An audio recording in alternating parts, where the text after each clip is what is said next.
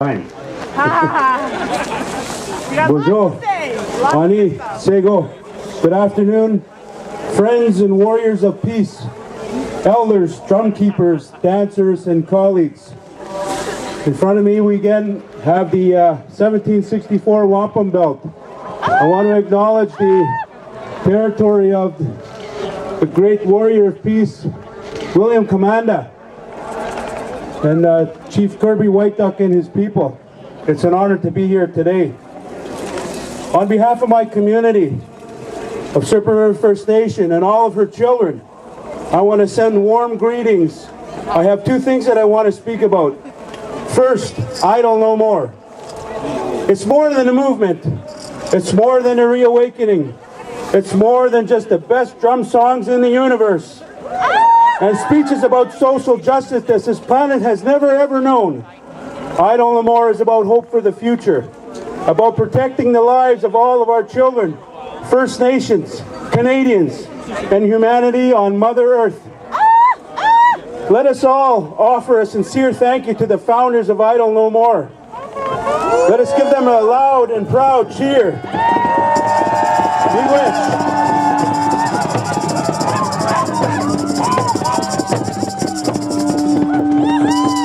Our message today is not unlike many that have been said, but it would seem that this government hasn't been convinced yet.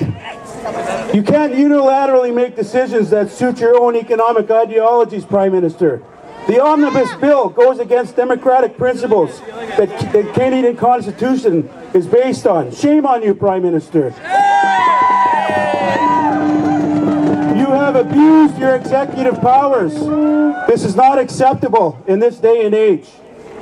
You see, opposing the onslaught of legislation isn't a personal matter, Mr. Prime Minister.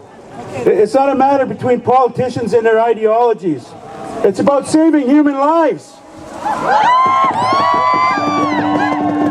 Without water and fertile ground and clean air, our children's children will perish. Prime Minister, this cannot happen. Again, shame on you.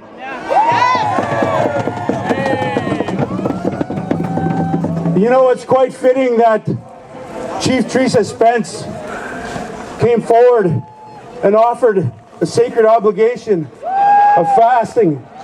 A mother, a grandmother, an auntie, a woman. Prime Minister, you can't disregard Mother Earth. You cannot disregard her children. That is why we stood here on December 4th at the House of Commons.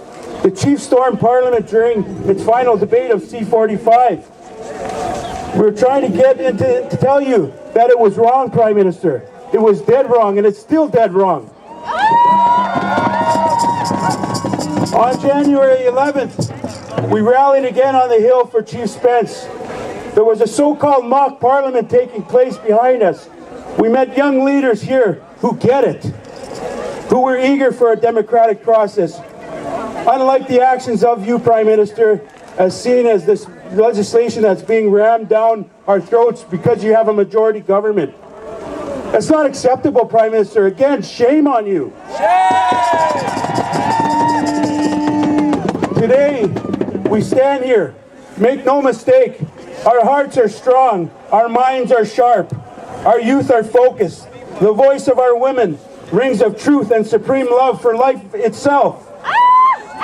Our intent and commitment to our children is that we will be idle no more.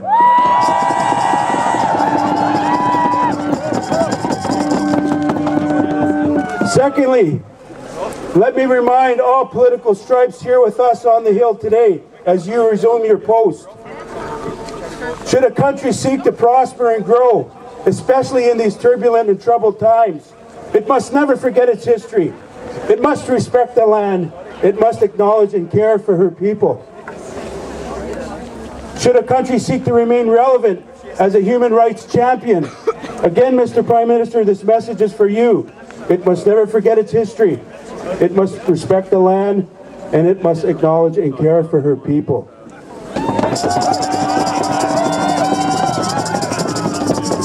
Mr. Prime Minister, You will not be afforded the luxury of leaving the Truth and Reconciliation Commission unattended and left to die. The Royal Commission on Aboriginal People will not be left collecting dust on the shelf. The human rights violation complaint on the First Nations child welfare in this country, we are going to remain vigilant. The United Nations Declaration on the Rights of Indigenous People, look at all these people, Prime Minister. We're going to push the UN Declaration to its fullest extent in this country and abroad. The deplorable housing conditions and infrastructure on First Nations, recognition of First Nation sovereignty, and First Nations as the first order of government in Canada, broken treaty promises, and the rest of the list, Prime Minister, this is just beginning. We are going to remain idle no more. Mr. Prime Minister, our fight has just begun. It's high time that you join the rest of humanity. Come out behind this weak facade of a majority government. Times are changing. We are idle no more.